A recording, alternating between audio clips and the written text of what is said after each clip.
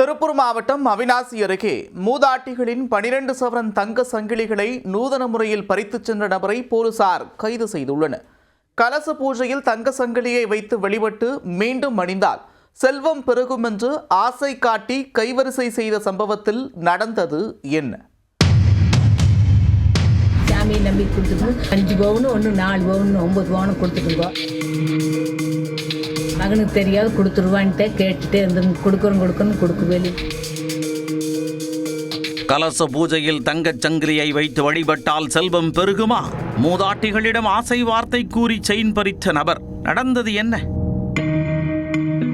திருப்பூர் மாவட்டம் அவிநாசியை அடுத்த வடுகபாளையத்தைச் சேர்ந்தவர் வள்ளியம்மாள், இவரது சகோதரி பூவாத்தாள். கணவரை இழந்த இருவரும் ஒன்றாக தோட்டத்து வீட்டில் வசித்து வருகின்றனர். இவர்களின் பக்கத்து தோட்டத்திற்கு குத்தகைக்கு எடுத்து விவசாயம் செய்து வந்த சிவச்சந்திரன் இவர்களுடன் நன்கு பழகி வந்துள்ளார். மூதாட்டிகளிடம் தங்கச் சங்கிலிகள் இருப்பதை தெரிந்து கொண்டவர் அதை எப்படியாவது ஆட்டையை போட்டுவிட வேண்டும் என திட்டமிட்டுள்ளார். அதற்காக தனக்கு பத்திரகாளி அம்மனின் அருள் அமோகமாக இருப்பதாகவும் அவ்வப்போது தன் மீது சுவாமி வந்து அருள்வாக்கு கூறி செல்லும் என மூதாட்டிகளிடம் கூறியுள்ளார்.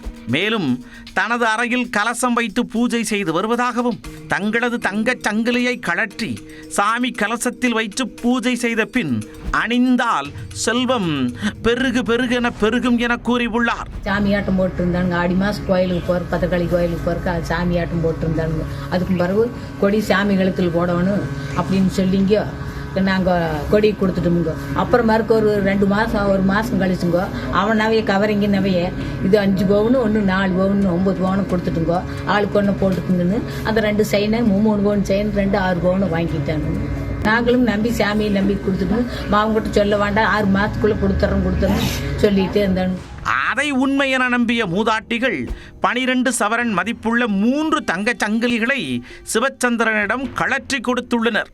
இந்நிலையில் வள்ளியம்மாளின் மகன் தம்பிராசு தாயை பார்க்க வந்தபோது இருவருடைய கழுத்தில் ஏதோ மாற்றம் ஏற்பட்டிருக்கிறதே என்று உற்று பார்த்துள்ளார். பின்பு நகை அணியாமல் இருப்பதை பார்த்து விசாரித்துள்ளார்.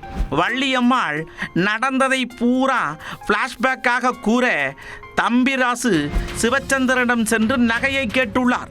அதற்கு பூஜை முடிந்ததும் நாளை நகைகளை எடுத்து தருகிறேன் என கூறி சகஜமாக பொய்யை படக்கென்று அவிழ்த்து விட்டுள்ளார்.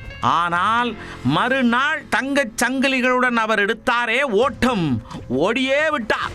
அதில் அதிர்ச்சியடைந்த மூதாட்டிகள் குடுகுடுவென ஓடிச் சென்று போலீசில் புகாரளித்தனர்.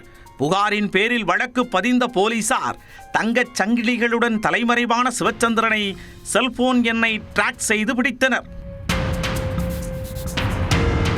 அவரிடம் இருந்த நகைகளை மீட்டு மூதாட்டிகளிடம் ஒப்படைத்தனர்.